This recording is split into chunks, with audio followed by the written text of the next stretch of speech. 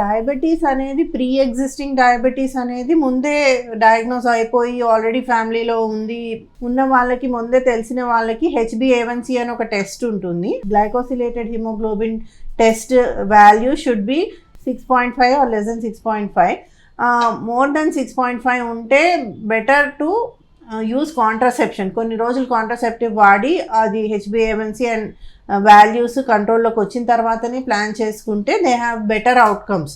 Because అంత glucose levels బాడీలో ఎక్కువ ఉన్నప్పుడు ఎక్కువ శాతం బేబీకి కూడా ఎఫెక్ట్ అయ్యే ఛాన్స్ ఉంది. అంత హై షుగర్స్ ఉన్నప్పుడు ప్రెగ్నెన్సీ ప్లాన్ చేసేస్తే మళ్ళీ బేబీకి కూడా కొన్ని స్పైనల్ డిఫార్మిటీస్, కొన్ని హార్ట్ డిఫార్మిటీస్ వచ్చే ఛాన్స్ ఉంది. సో మనము ముందే ప్రీ ప్రెగ్నెన్సీ కౌన్సిలింగ్కి వచ్చిన వాళ్ళందరికీ మనం ముందే HbA1c కంట్రోల్లో పెట్టుకొని వెయిట్ తగ్గి రమ్మని చెప్తాము బిఫోర్ ప్లానింగ్ ప్రెగ్నెన్సీ. బికాస్ ప్రెగ్నెన్సీలో మళ్ళీ ఒక 10 kgs అలా పుట్ ఆన్ అయ్యే ఛాన్స్ ఉంది అని చెప్పేసి ముందే ప్రీ ప్రెగ్నెన్సీయే మనం అట్లా చెప్తాము. ఇవాళ రేపు diet and lifestyle factors వల్ల lack of exercise, sedentary lifestyle, software ఇంజనీర్లు ఇలాంటి వాళ్ళకి ఎక్కువ వర్క్ ఫ్రమ్ హోమ్ ఆప్షన్స్ ఇలా వచ్చినాయి కాబట్టి ఎక్కువ ఛాన్సెస్ ఆఫ్ డయాబెటీస్ ఉంది. అండ్ ప్రెగ్నెన్సీలో ఒకసారి డయాబెటీస్ ఏర్పడితే దట్ ఈస్ ఆఫ్టర్ 20 weeks దాన్ని జెస్టేషనల్ డయాబెటీస్ అంటాం.